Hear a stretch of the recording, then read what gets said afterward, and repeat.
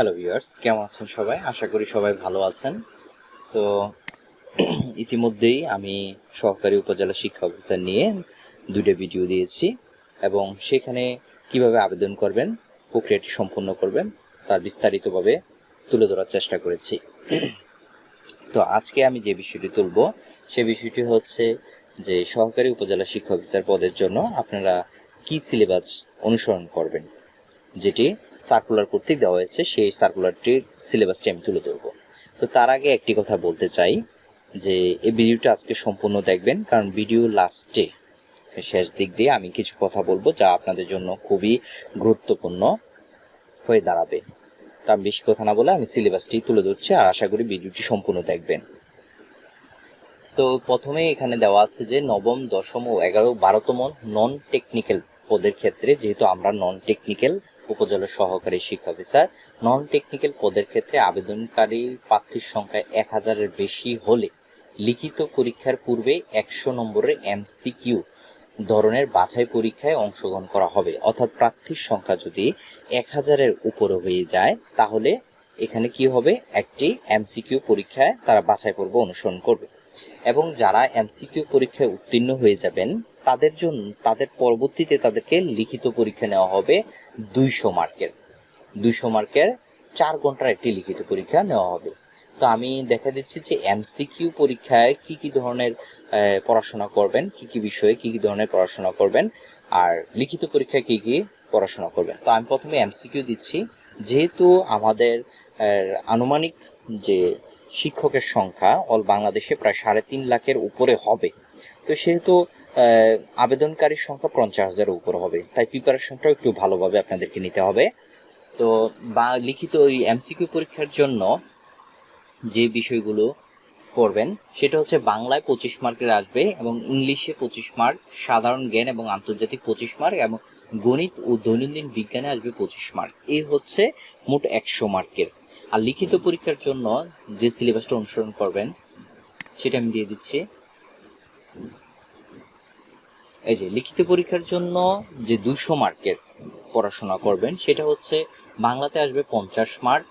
50 মার্কের মধ্যে থাকছে রচনা, বাংলাটা আমি বলছি, রচনা, সারাংশ, সারমর্ম, পত্রলিখনের মধ্যে আসবে ব্যক্তিগত পত্র, আবেদন পত্র, পত্রিকায় প্রকাশিত পত্র, ব্যবসা সংক্রান্ত পত্র এবং স্মারকলিপি। আসবে বঙ্গানুবাদ।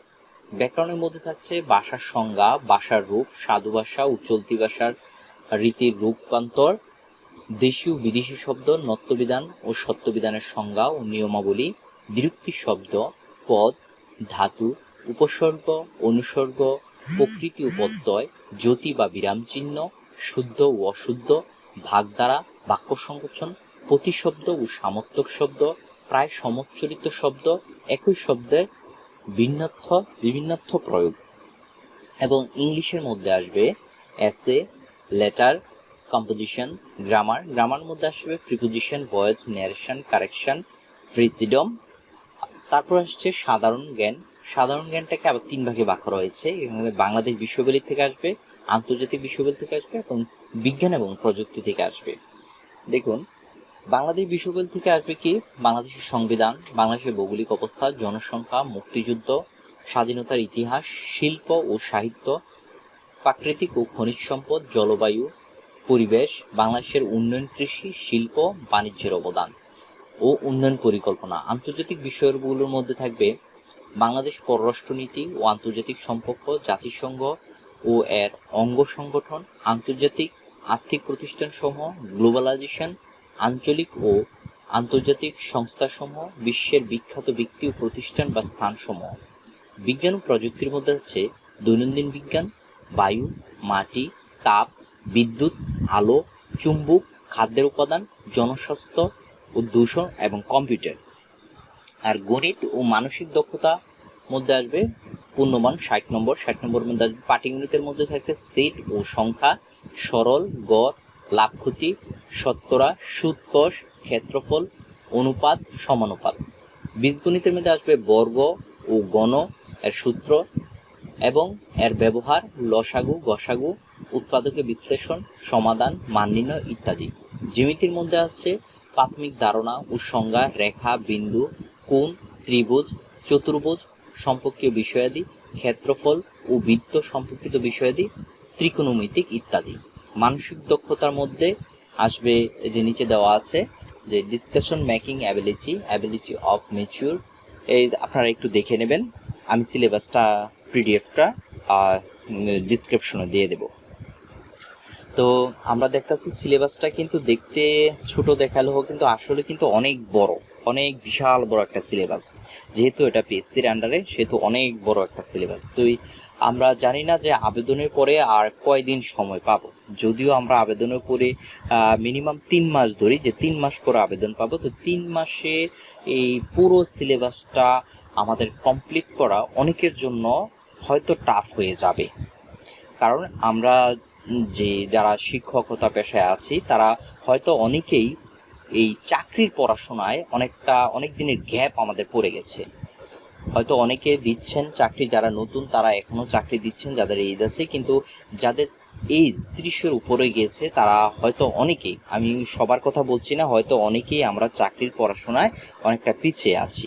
তো আপনারা তো জানেন যে চাকরির পড়াশোনা আসলে আমরা প্রাতিষ্ঠানিকভাবে যে পড়াশোনাটা করেছি এবং চাকরির পড়াশোনা তার সম্পূর্ণটাই অনেকটাই ভিন্ন। সম্পূর্ণটা বলবো না, তা অনেকটাই ভিন্ন। চাকরির প্রিপারেশনটা আসলে আলাদাভাবে নিতে হয়। তো আমাদের অনেকেরই চাকরি পড়াশোনা অনেকটা গ্যাপ হয়ে গেছে।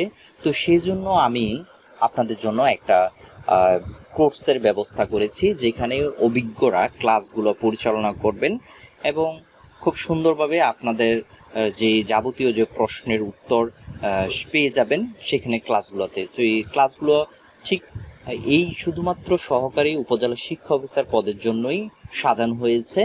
এছাড়া অন্যান্য জব, আসলে সব চাকরিরই পরীক্ষার যে প্রিপারেশনটা একই থাকে, সব কিছুই পড়তে হয়।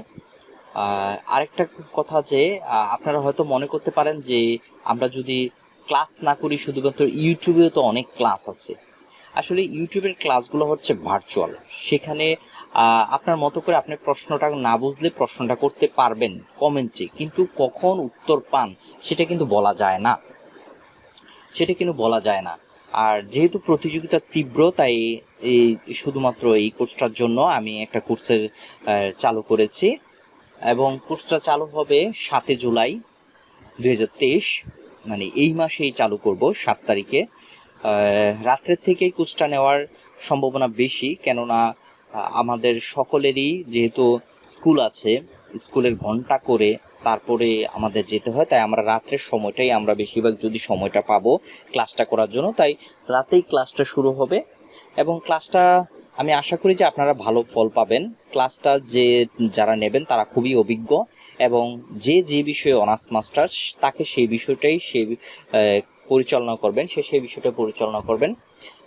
আর একটা কথা হচ্ছে আপনারা এই চ্যানেলটিকে সাবস্ক্রাইব করে রাখুন, কারণ এই চ্যানেলটিতে যেই গুরুত্বপূর্ণ তথ্য দেওয়া হবে তা যেন তৎক্ষণাৎ পেতে পারেন। কারণ একটা দেখা গেছে তথ্যের জন্য অনেক সময় দেখা গেছে আমাদের বিভিন্ন চ্যানেল আমরা দেখি। তো আমি আশা করি যে এই চ্যানেলেই আপনাদের সবগুলো প্রশ্নের উত্তর আমি দেওয়ার চেষ্টা করব। তো আপনার চ্যানেলটিকে সাবস্ক্রাইব করে রাখবেন, কারণ একটা ভিডিও তৈরি করতে অনেকটাই সময় লাগে, সেটা আপনারাও জানেন। তো চ্যানেলটা সাবস্ক্রাইব করে রাখুন যেন আপনার প্রয়োজনীয় তথ্যটি আপনি পেতে পারেন। আর ক্লাসটা শুরু হবে, আমাদের যেই গ্রুপ লিঙ্কটা নিচে দেওয়া আছে, ডিসক্রিপশনে দেওয়া আছে ফেসবুক গ্রুপ লিঙ্ক, এই গ্রুপ লিঙ্কে জয়েন হয়ে যান, কারণ ক্লাসের ভিডিওগুলো শুধুমাত্র যারা জয়েন হবেন তাদেরকেই দেওয়া হবে ওই গ্রুপ লিঙ্কে। আশা করি আপনারা একটা ভালো ফল পাবেন ক্লাসটা করে, কারণ প্রতিযোগিতার যে সবাই টিকবো না, কিন্তু আমরা কেউই হাল ছাড়বো না। আপনারা পড়াশোনা করেন ভালোভাবে, আশা করি একটা ভালো ফল পাবেন। ধন্যবাদ সবাইকে।